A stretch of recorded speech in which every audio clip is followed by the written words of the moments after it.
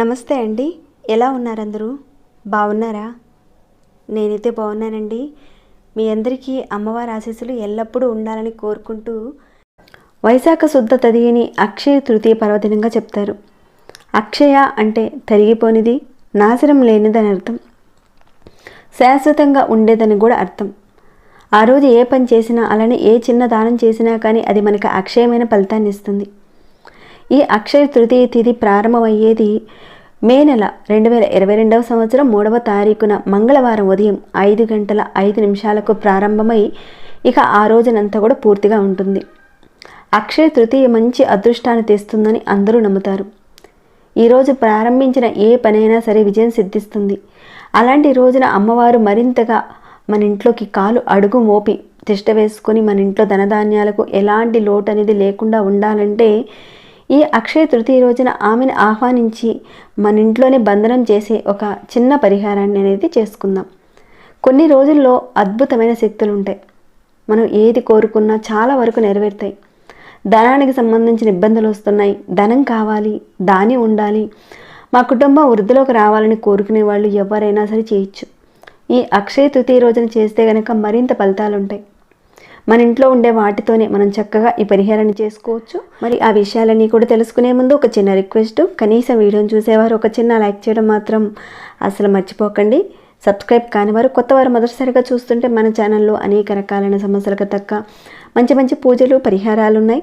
ఒకసారి మీరు ఛానల్లోకి వెళ్ళి చూసి మీ యొక్క సమస్యకు తగ్గ మంచి పరిహారాన్ని కానీ లేదా పూజను కానీ ఎంచుకునే ప్రయత్నం చేయండి.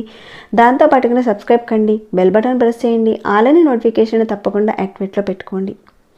అలానే మన ఛానల్లో అక్షయ తృతీయ పూజా విధానం, అక్షయ తృతీయ ముహూర్తము, అక్షయ తృతీయ రోజున చేసే ధన అభివృద్ధి కలిగించే అక్షయ పాత్రని ఏ రకంగా ఏర్పాటు చేసుకోవాలి, ఇలాంటి వాటికి సంబంధించి ఆల్రెడీ ఛానల్లో వీడియోస్ నేను పోస్ట్ చేస్తున్నాను. ఒకసారి మీరు ఛానల్లోకి వెళ్ళి చెక్ చేయండి, లేదంటే నేను డిస్క్రిప్షన్ బాక్స్లో లింక్స్ని ప్రొవైడ్ చేస్తాను, ఒకసారి చూడండి.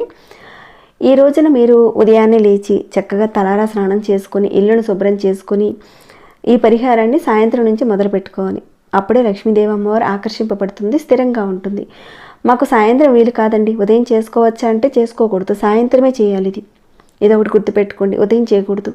ఉదయం అమ్మవారికి పూజ చేసుకున్నా కానీ అక్షయ తృతీయ రోజున సాయంత్రం పూట కూడా మీరు అమ్మవారికి ఒకసారి పూజ చేసుకోండి. అక్షయ తృతీయ రోజున మాకు చేసుకోవడానికి వీలు లేదండి అంటే కనుక శుక్రవారం, ఏదైనా ఒక శుక్రవారం సాయంత్రం సమయాన ఈ పరిహారాన్ని చేసుకోవచ్చు. ఈ అక్షయ తృతీయ రోజున చేసుకోవడానికి వీలైన వాళ్ళు మాత్రం అక్షయ తృతీయ రోజున సాయంత్రం చేసుకోవడం వల్ల మీరు అమోఘమైన ఫలితాలు చూస్తారు. ఖచ్చితంగా మంచి ఫలితం వస్తుంది. శుక్రవారం సాయంత్రం కానీ లేదంటే కుదిరితే ఈ అక్షయ తృతీయ రోజున తప్పకుండా ఈ పరిహారం చేసుకోండి. ఈ పరిహారానికి మీరు ఏం చేస్తారంటే ఒక చిన్న బౌల్ తీసుకోండి. అది వెండిది కావచ్చు, ఇత్తడిదైనా, లేదంటే ఒక గాజు బౌల్ అయినా సరే తీసుకోండి. ఇక్కడ నేను గాజు బౌల్ని చూపిస్తున్నాను. ఈ రకంగా అక్షయ తృతీయ రోజున ముందుగా మీరు చేయడానికి మీరు తీసుకున్న ఆ బౌల్ని శుభ్రం చేసుకొని పక్కన ఉంచుకోండి. అక్షయ తృతీయ రోజు సాయంత్రం పూజ చేసుకోవడానికి ముందుగా ప్రిపేర్ చేసుకోవాలి. చెప్పుకున్నట్లుగా ఏదైనా గాజు బౌల్ని ఏదో ఒకటి తీసుకోండి. ఆ బౌల్కి అంతా కూడా చుట్టూతా చక్కగా పసుపు రాయండి. ఈ బౌల్ని మనం పూజ చేసే చోటు పెడుతున్నాం కాబట్టి బౌల్కి అంతా కూడా చక్కగా పసుపు రాసి కుంకుమతో స్వస్తి గుర్తు వేసుకోవాలి. ఆ కుంకుమలో కాస్తంత జవాదు పౌడర్ కానీ లేదంటే పచ్చకర్పూరం పౌడర్ కానీ వేసి సుగంధభరితంగా చేసి చక్కగా స్వస్తి గుర్తుని అపసవ్య దిశలో కాకుండా సవ్య దిశలో వేసుకోండి. ఈ పరిహారం సూర్యాస్తమయం అయిన తర్వాత అంటే లక్ష్మీ పూజ చీకటి పడే వేళకు సాయంత్రం 6 గంటలకు మీరు పూజ స్టార్ట్ చేసుకోవడానికి ముందే ఇప్పుడు చెప్పుకునే పరిహారాన్ని ముందుగానే మీరు ప్రిపేర్ చేసి ఉంచుకోవాలి. తర్వాత మీరు బియ్యం, లవంగాలు, యాలకులు, రూపాయి బిళ్ళలు, ఎర్రటి క్లాత్ని వీటిని రెడీ చేసి ఉంచుకోండి. కాస్తంత చిన్న ముక్క రెడ్ కలర్ క్లాత్ తీసుకుంటే సరిపోతుంది. ఇంట్లో ఉండే పాత క్లాత్ కాకుండా కొత్తదే తెచ్చుకోండి. అరచేతి కంటే చిన్నది తీసుకుంటే చాలు. ఇదంతా చేసేటప్పుడు అమ్మవారిని తలుచుకుంటూ చేయండి. ఈ పరిహారాన్ని చేయడానికి ముందుగా సాయంత్రం స్నానం చేసిన తర్వాత మొదలు పెట్టుకోవాలి. మీ పూజ గదిలోనే అక్కడే కూర్చొని ఆ క్లాత్లో మీరు ఒక యాలక్కాయ, అలానే ఒక లవంగం, అది కూడా పువ్వుతో ఉన్న లవంగానే వాడాలి ఈ పరిహారానికి. ఒకే ఒక్క లవంగం, అలానే ఒకే ఒక్క యాలక్కాయ. తర్వాత ఒక 3 రూపాయల బిళ్ళలు తీసుకోండి.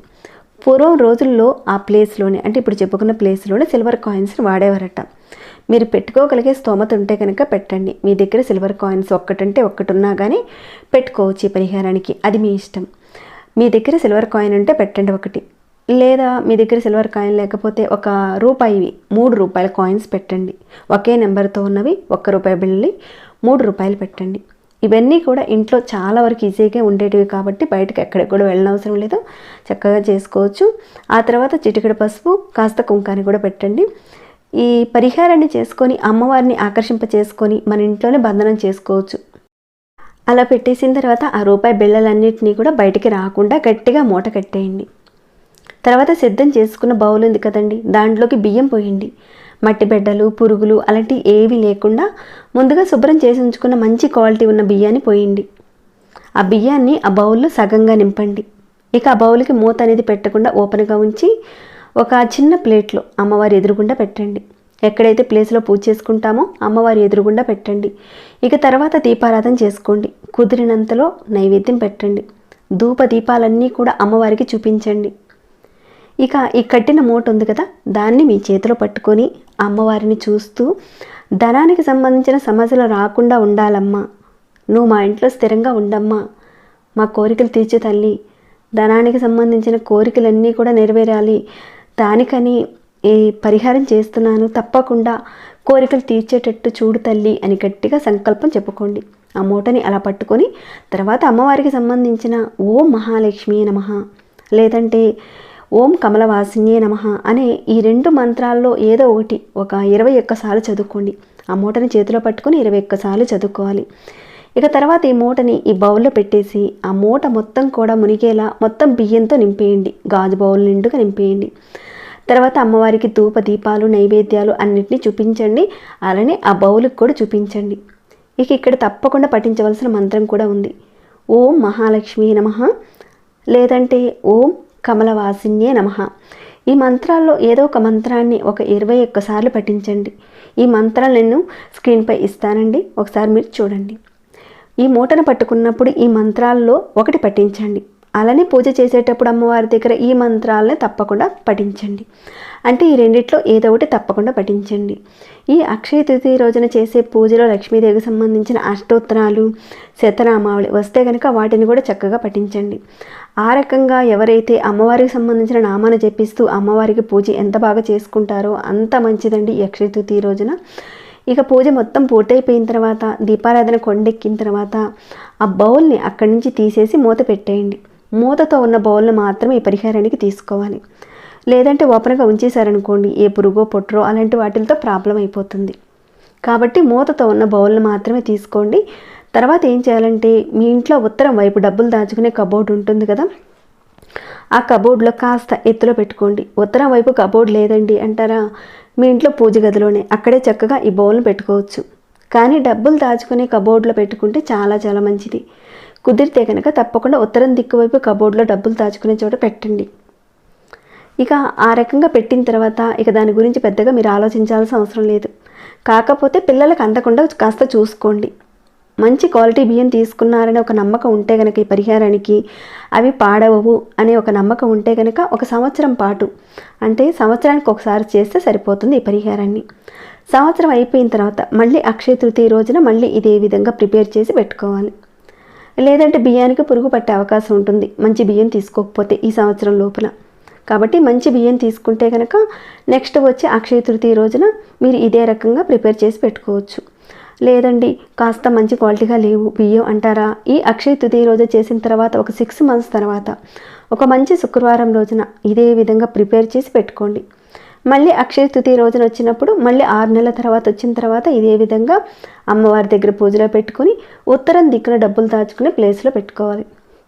ఇంతకీ అలా తీసేసిన ఆ బియ్యాన్ని ఏం చేయాలి అనే మాటకి వెళ్తే కనుక మీరు ఏదో ఒక శుక్రవారం రోజు కానీ లేదంటే మళ్ళీ నెక్స్ట్ వచ్చే అక్షయ తృతీయ రోజున తీసేశారు, ఆ మూటని మీకు దగ్గరలో ఉన్న నదిలో కానీ లేదంటే చెట్టు మొదట్లో కానీ పెట్టేయండి.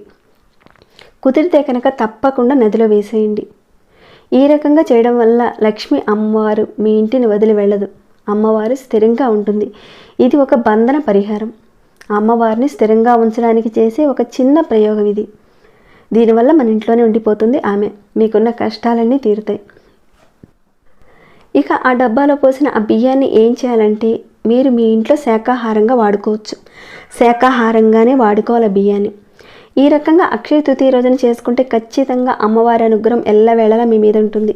మీకంతా కలిసి వస్తుంది. ఇబ్బందులు పడుతున్నారు, ఆ ఇబ్బందుల నుంచి తగ్గడాన్ని తప్పకుండా మీరు చూస్తారు. మార్పులు అయితే ఖచ్చితంగా కనిపిస్తాయి మీకు.